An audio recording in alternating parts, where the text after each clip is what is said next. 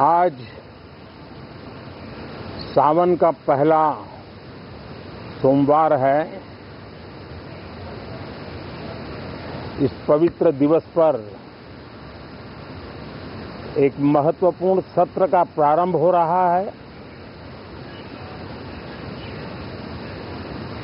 और सावन के इस पहले सोमवार को मैं देशवासियों को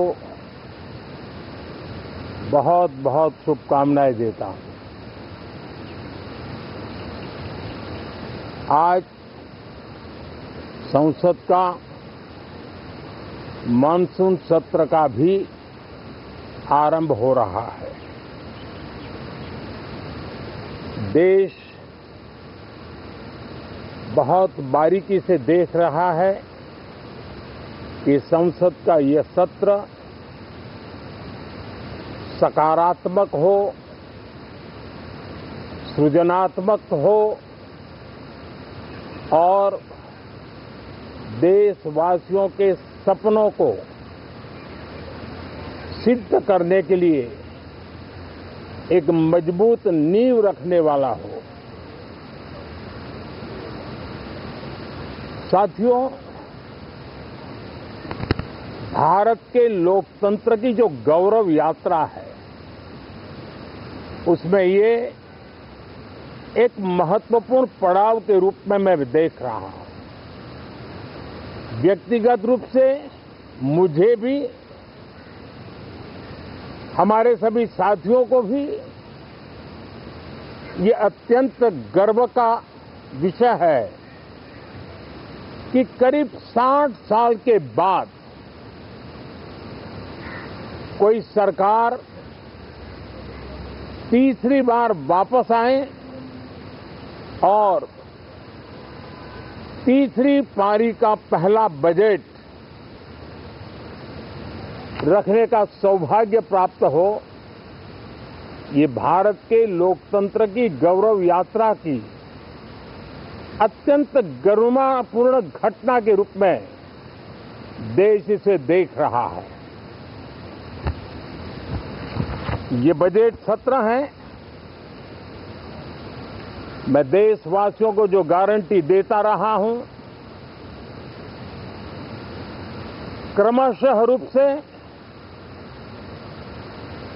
उन गारंटियों को जमीन पर उतारना,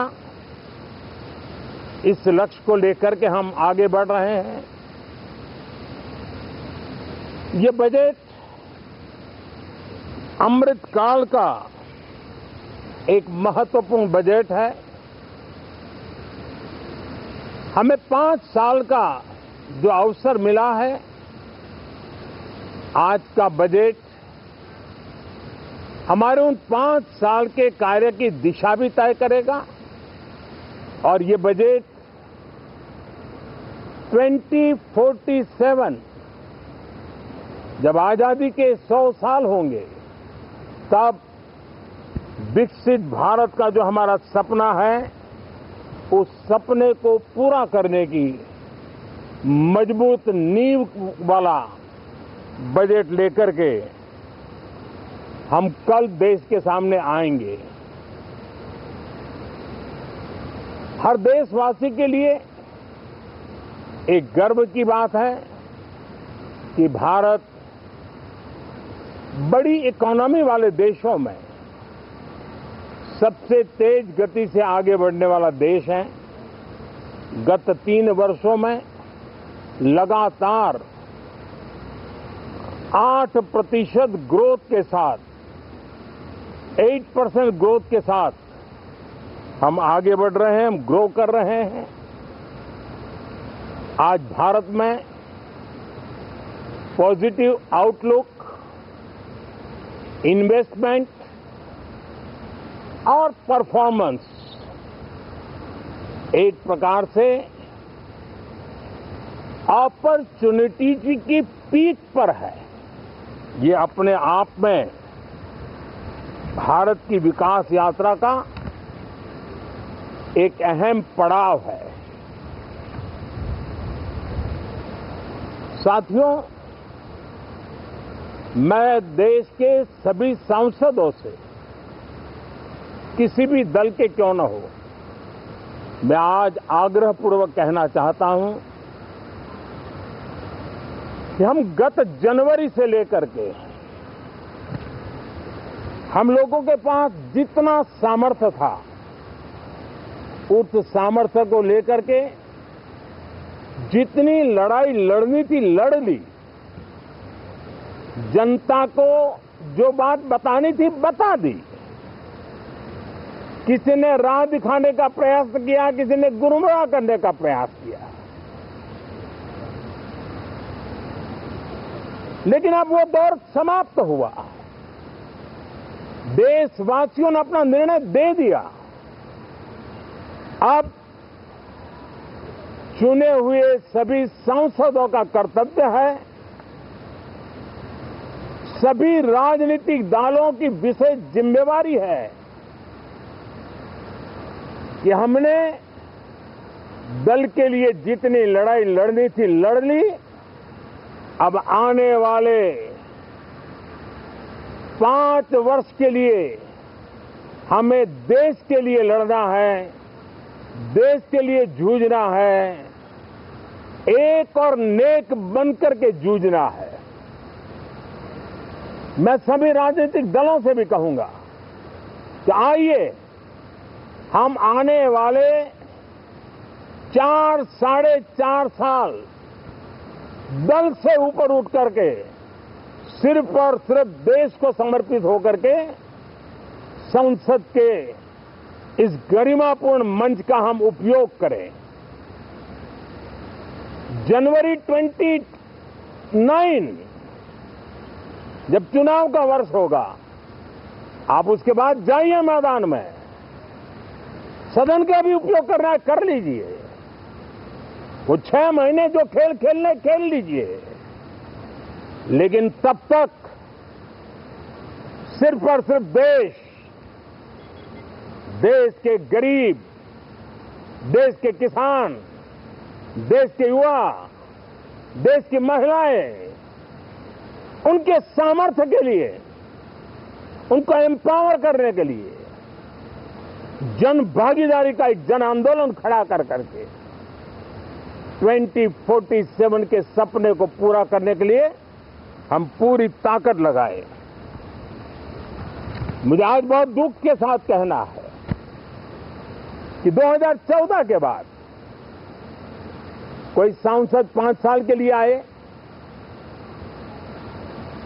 कुछ सांसदों को 10 साल के लिए मौका मिला, लेकिन बहुत से सांसद ऐसे थे जिनको अपने क्षेत्र की बात करने का अवसर नहीं मिला, अपने विचारों से संसद को समृद्ध करने का अवसर नहीं मिला, क्योंकि कुछ दलों की नकारात्मक राजनीति ने देश के संसद के महत्वपूर्ण समय को एक प्रकार से अपनी राजनीतिक विफलताओं को ढांकने के लिए दुरुपयोग किया है।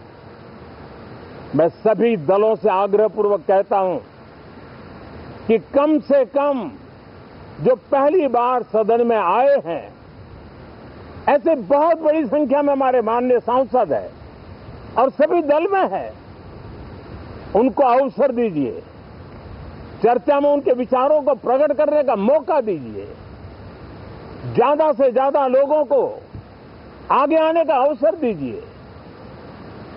और आपने देखा होगा कि पार्लियामेंट के नए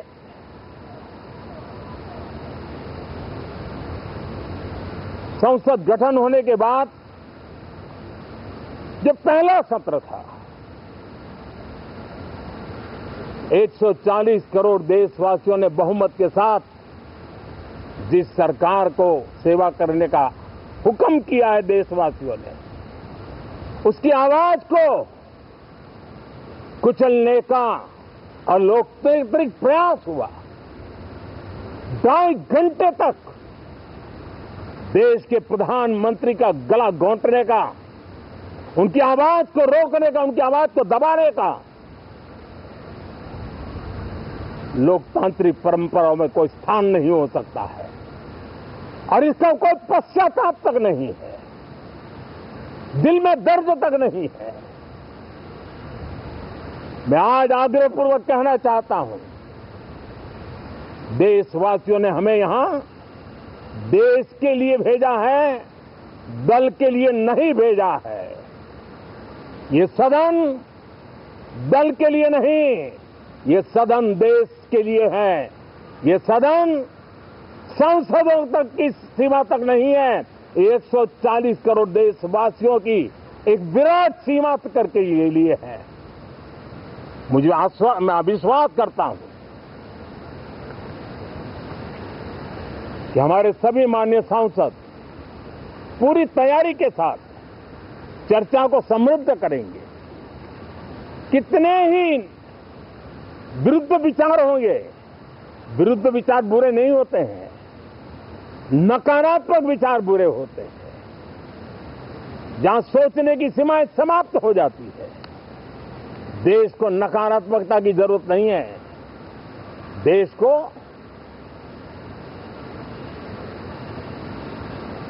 एक विचारधारा, प्रगति की विचारधारा, विकास की विचारधारा, देश को नई ऊंचाइयों पर ले जाने वाली विचारधारा से हमें आगे बढ़ाना होगा। मैं पूरा ही आशा करता हूं कि हम लोकतंत्र के इस मंदिर का भारत के सामान्य मानवीय की आशा आकांक्षाओं को पूर्ण करने के लिए सकारात्मक रूप से उपयोग करेंगे। बहुत बहुत धन्यवाद साथियों।